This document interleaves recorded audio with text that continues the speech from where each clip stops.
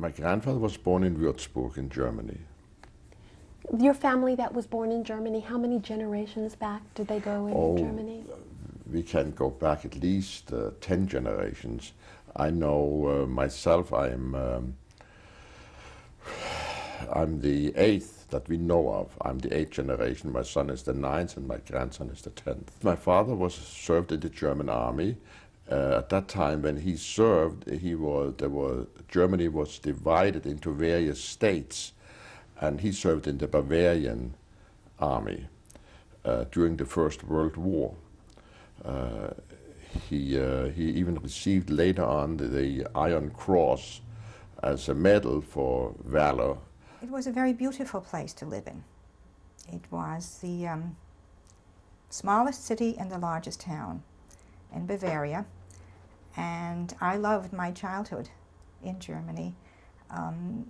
We used to have all these wonderful parks and forests and around the area, the Main River flowing through it, immaculately kept, and we all walked to school. We went to the Jewish school, and rain or snow, we were never absent, and we had a very nice Balbatisch kind of life, so to speak, with lots of support family around us. And only seriously bad thing, for what I remember, is the fact that my father had to be away so much on business trips.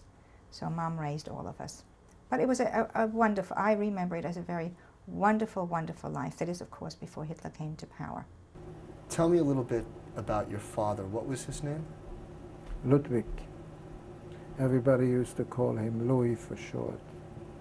And what did he do?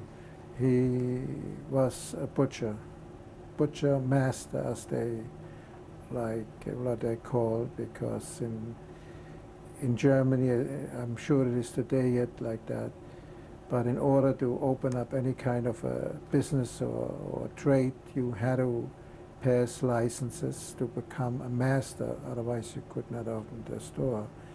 And he inherited the business from his father, which was in our house where the business was.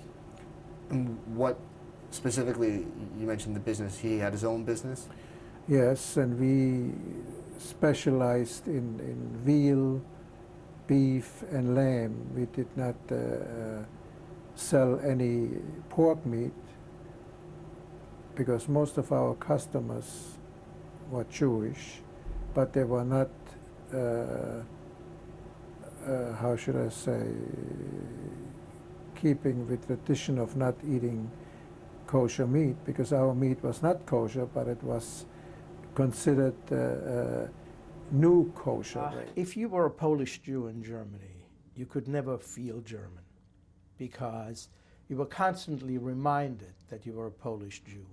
And that's how I grew up, feeling that I was not part of the community.